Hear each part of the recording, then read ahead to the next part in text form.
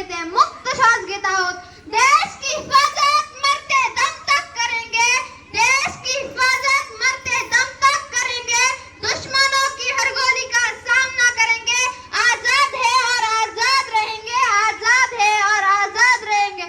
स्वातंत्र्यानंतर आपल्या देशात कृषी विज्ञान व तंत्रज्ञान, खेळ इत्यादी सर्व क्षेत्रात चांगली प्रगती केली आहे। भारत महासत्तेच्या दिशेने वाटचाल करीत आहे।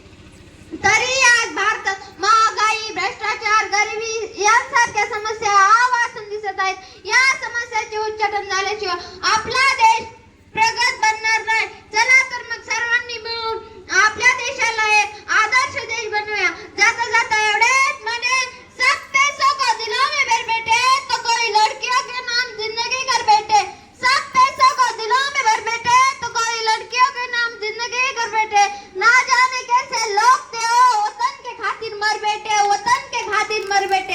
एवढे बोलून मी माझे दोन शब्द